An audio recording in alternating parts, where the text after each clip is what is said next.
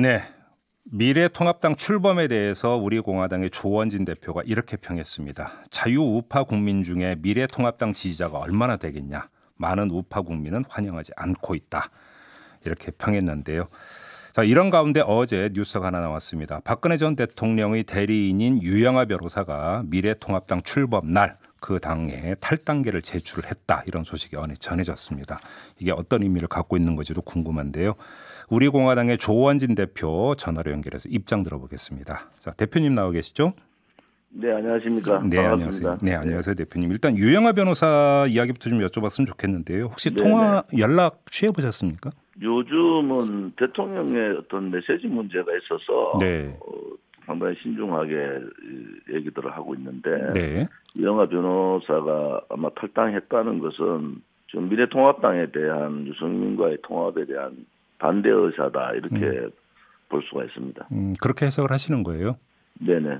그러면 거기에 그 반대 의사는 유영하 변호사의 개인적인 의사인지 아니면 박근혜 전 대통령의 뜻이 담겨 있는지가 핵심 아니겠습니까? 그거는 이제 대통령의 뜻에 대해서는 저희들이 얘기할 수 있는 사항은 아니고 네. 현재 상황으로서 유영하 변호사의 개인 입장이다 이렇게 볼 수가 있고요. 현재로서는 그다음 대통령께서 어떤 메시지를 낼지 안 낼지 네. 저희도 지켜보고 있습니다 지금. 혹시 그럼 메시가 나올 가능성도 있다고 보세요? 저는 가능성이 있다고 봅니다.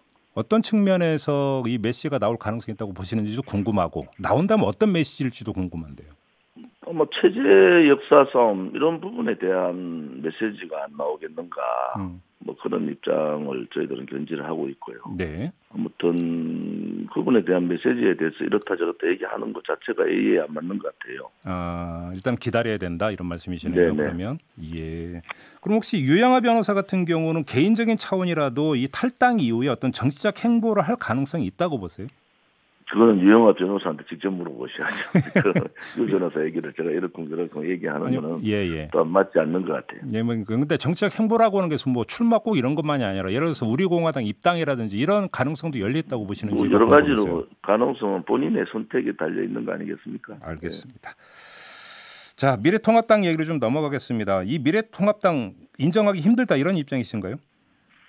지금 유승민 의원하고의 통합 문제는 네. 1차 토론, 2차 통합 때 네.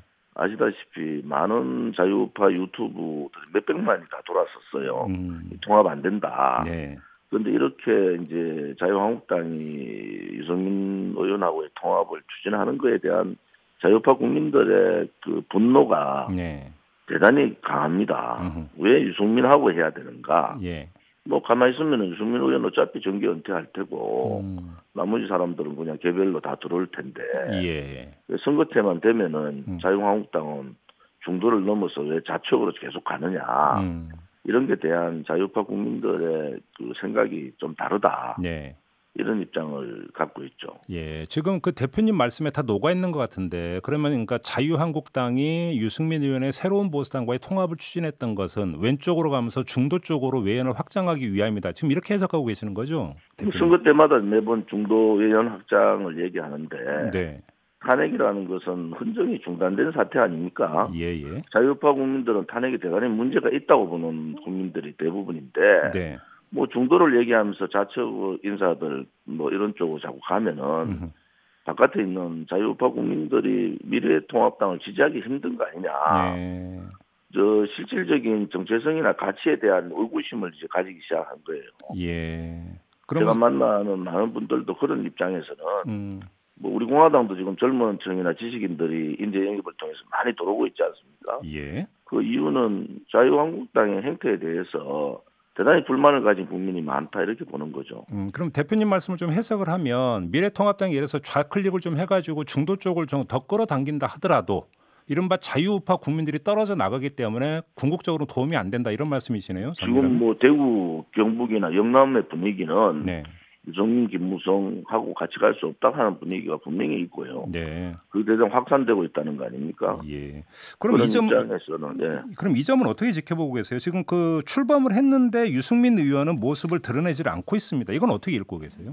그건 전략적이죠. 지금 소위 말하는 그 공천에 있어서의 자기 입장을 들어달라 하는 압박이죠. 공천 압박이라고 보세요? 뭐 저는 그렇게 보고 있고 실질적으로 대구 경북에서는 그런 현상들이 일어나고 있습니다. 아 잠깐만요. 그 현상이라고 하는 게 뭔지 좀 자세히 좀 말씀해 뭐 주시겠습니까? 유승민계에 있는 사람들이 네. 갑자기 뭐 지역구 출마 신청을 한다든지 뭐 이런 현상들이 있기 때문에 예. 대구 경북의 국회의원들이 지금 부글부글 끓는 거죠, 사실은. 아 그래요? 알겠습니다. 자 그러면 지금 대구 이야기가 나왔으니까 공천 이야기로 좀 넘어갈게요. 지금 김영호 공천관리위원장 같은 경우는 TK 지역에서의 물갈이가 필요하다고 이야기를 하고 있고 뭐 10명에게 전화를 해서 불출마를 종용을 했다는 보도도 나오고 있는데 김영호 공천관리위원장의 이런 행보는 어떻게 평가를 하세요? 지금까지 TK 지켜왔던 분들이 네. 저는 뭐 사실 불만이 있어요. 용기도 부족했고 TK 정서를 대변하지 못했다. 이런 네. 불만이 있는데 예. 뭐 공천할 때마다 TK는 희생양이 돼야 된다는 그런 사항들이 있지 않습니까? 네. 거기에 대한 불만이 시도민들 사이에서도 많고 네. 뭐 현직 의원들이야 마찬가지 아니겠어요? 자기들이 지금까지 끝까지 지켜왔던 게 지방선거 때도 했던 게 뭐 그래도 나름대로 선방을 했는데 네. 지금 와서 뭐 9명, 10명 자진 출마 포기해라 이런 식으로 통지를 받으니까 뭐 정치인으로서는 상당히 견디기 힘든 상황이죠. 예. 조영 의원 말대로 매일 밤마다 뭐 목을 졸리는 현상을 받고 있다 이거 아니겠어요? 네. 그래서 뭐 여러 의원들이 저한테 전화가 많이 오고 있습니다. 어떤 상황으로 대처할 거냐 뭐 이런 예. 입장들을 전달해서 예. 고민을 많이 하고 있습니다. 아 그렇군요. 자 그러면 지금 그 대표님 말씀에 따르면 그 통합 이후에 이른바 유승민계 인사들이 지금 대구에서 출마 움직임을 본격적으로 보이고 있다고 하고 김용호 네. 공관위원장은 현역 TK 의원들의 물갈이를 예고를 하고 있고 그래서 만약에 물갈이가 이루어진다면 그럼 TK 지역의 공천은 이른바 유승민계 사람들과 황교안 대표가 미는 사람들 간의 공천 경쟁 이렇게 정리를 하면 되는 겁니까? 뭐 그렇게 정리하는 게 맞을 것 같아요. 오늘 아침 그 대구의 매일신문에도 그런 얘기들이 많이 나왔고 예. 이름까지 공개적으로 공개되는 상황이니까 아, 예. 뭐 이것 또한 제2의 야합이죠. 아 야합입니까? 유승민 의원이 예. 도대체 뭘 했는데 예. 지금 유승민 의원이 안 나온 걸 가지고 뭐 설왕설래 얘기만 저는 이거는 공천에 대한 압박이구나. 실질적으로 오늘 아침 뉴스에 다 신문에 그런 식으로 나와 있어요. 예. 제 얘기가 아니고. 예. 뭐 그러면은 아마 이 공천 후유증이 만만치 않을 거다. 지금까지 탈당하고 바깥에 있었던 사람들은 챙겨야 되고, 집을 지키고 있던 사람들은 탈락시켜야 되고 네. 이 현상들이 일어나면 누가 거기 공천에 대해서 예. 그 동의를 하겠습니까? 예. 거기에 순응할 수 있는 정치인들이 별로 없지 싶다 이런 생각이 듭니다. 지금 그 조금 전에 이제 그러니까 대표님께서 매일신문 보도를 말씀하셨는데 이건가요? 그 미래통합당이 새 보수당 몫으로 TK 세 자리를 보장한다는 설이 돌고 있다. 이 기사를 말씀하시는 뭐 이런까지 나와 있잖아요. 예. 이게 뭐 근거 없는 건 아니다. 그러면 그 TK 현지에서도 실제로 이런 이야기가 많이 오가고 있습니까? 많이 오가고 있죠. 뭐 여기서는 벌써 누구 이름까지 다 거론되니까. 네. 뭐 9명 혹은 10명한테 통지를 했는데 본인들만 끙끙 앓고 있다. 뭐 장석준 의원이 불출마한 것도 그런 이유다. 이게 오늘 기사잖아요. 예.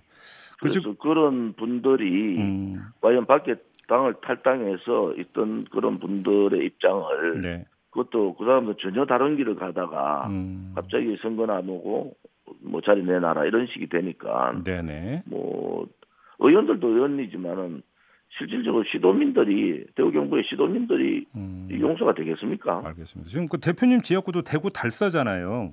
아까 이제 TK 정서를 말씀하시는데 지금 대표님께서 읽고 있는 TK 정서는 정확히 어떤 거예요? 반유승민, 반문재인. 예. 뭐 박근혜 대통령 탄핵이 문제가 심각하다. 네. 뭐 이런 정서들이 막 혼재돼가 있어요. 그런데 지금 유승민 의원이 저런 식으로 이제 가니까 네. 반유승민 정서가 대폭 강화되고 있다 이런 입장이죠. 오히려 예. 네. 알겠습니다. 앞서서 그 TK 지역의 의원들이 그 대표님께 전화를 많이 걸어온다고 말씀을 하셨는데 만약에 네네. 그러면 공천 탈락하는 의원들이 나온다라면 이 의원들이 우리 공화당으로 올까라고 그렇게 그러니까 전망 내지 기대를 하고 계십니까? 서로 간에 여러 가지 얘기들을 하고 있습니다. 지금 물밑에서. 네. 그런데 이제 확정적으로 뭐 이렇다 저렇다 하는 거는 본인이 네. 이제 컷오프 되든지 뭐 본인 어떤 상황이 전개되면은 예. 그때 이제 얘기들이 나오겠죠. 아, 그래요. 그러면 실제로 그런 이야기가 오가고 있는 현역 의원들이 다수 있는 겁니까, 대표님? 못 할 수 있습니다. 아, 그래요. 네. 그런데 그러면 의원들이 우리 공화당을 선택하는 겁니까? 제가 이 질문을 드리는 이유는 뭐 본인이 두 가지 선택 아닙니까? 세 가지죠. 하나는 불출마하는 거, 예. 하나는 무소속 출마하는 거, 하나는 우리 공화당으로 나가는 거. 네. 뭐 이 세 가지 선택 초이스 중에서 하나를 선택하는데 예. 우리 공화당으로 나가는 게 가장 유리하다 이런 분위기일 겁니다. 아마. 제가 이 질문을 드렸던 거에는 지금 김문수 전 지사가 그 추진한 자유통일당도 있고요. 그다음에 홍문정 의원이 추진한 또 친박신당 만든다고 하는데 이게 너무 갈라지는 거 아닙니까, 대표님? 제가 볼 때는 뭐 친박신당은 아직 준비 중이니까 네. 뭐 논외로 치고 자유통일당은 상당히 돼 있는데 예. 뭐 김문수 지사하고도 여러 가지 얘기를 많이 나누고 있습니다. 우선 그 집회연대부터 시작을 하자. 예. 뭐 이런 입장에서는 공감대를 형성하고 있습니다. 그러면 이제 그 선거 때 이제 같이 그러니까 최소한 연대는 그 한다 이런 입장이시네요, 그러면? 뭐 그런 입장으로 보고 있는데 아직까지 구체적인 얘기는 안 하고 있습니다. 아, 그래요. 그럼 미래통합당과의 선거 연대는요?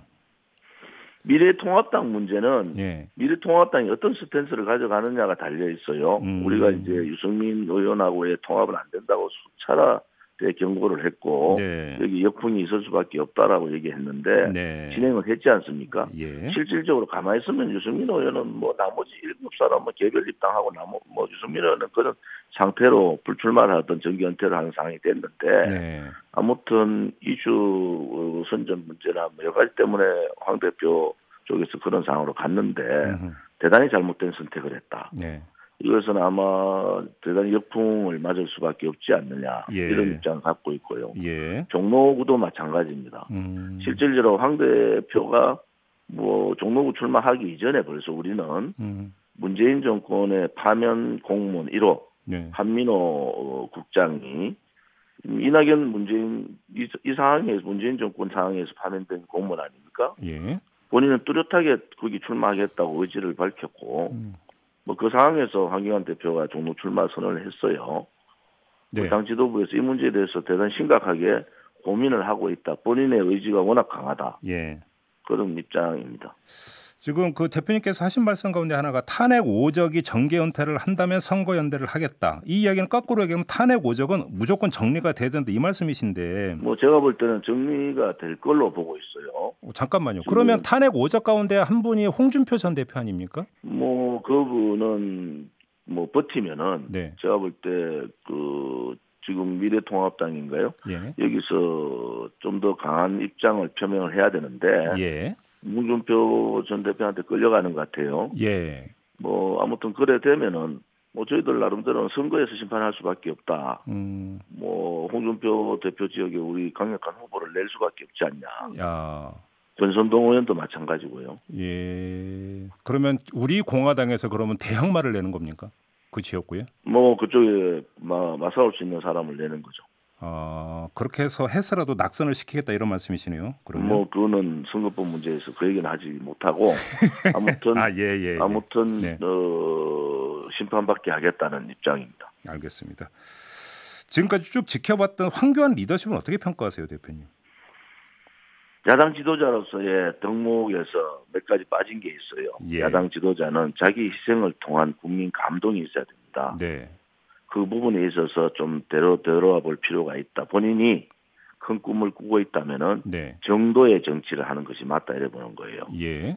정도의 정치와 희생, 국민 감동 이 세 가지의 덕목은 야당 지도자, 특히 지금 체제 역사 싸움에서의 가장 중요한 야당 지도자의 덕목이다 이렇게 볼 수가 있습니다. 황교안 대표 쪽에서는 그래서 종로 출마하지 않았느냐 이렇게 반박할 것 같은데요. 늦었어요. 종로 출마는 제가 종로 출마를 하라고 했던 사람 중에 한 사람인데 네. 그것은 황교안 대표 스스로가 예. 인적 쇄신의 칼을 들었어야 됩니다. 그 당시에 제가 얘기했던 것은 예. 지금까지 자유한국당이 이 문재인 좌파 정권이 이란까지 강하게 이렇게 절이 들어와서 반헌법적 여러 가지 사항들을 전개하고 있는데 네. 여기에 저항하지 못했다는 거. 그러면 그동안 그런 문제를 야기했던 전직 대표들에 대한 조치가 필요했었다. 예. 그리고 본인의 희생이라는 것은 본인의 오른팔 왼팔을 잘라야 된다. 네네. 그래야지 국민 감동이 그 상황에서 종로 출마를 빨리 해라 이렇게 제가 요청했던 사항인데 밀려서 공관위에 밀려서 본인 출마를 하는 야당 지도자는 이번이 처음입니다. 아, 그런가요? 이 문제는 대단히 심각한 문제다. 그러면 이게 총선 이후에 그러면 그 황교안 리더십이 흔들릴 가능성도 있다 이런 진단이신가요? 저는 흔들릴 정도가 아닐 거다 이렇게 보는 거죠. 아, 그렇게 보시는 거군요. 알겠습니다. 자, 오늘 말씀 여기까지 들을게요. 고맙습니다, 대표님. 네, 수고하세요. 네, 지금까지 우리공화당의 조원진 대표였습니다.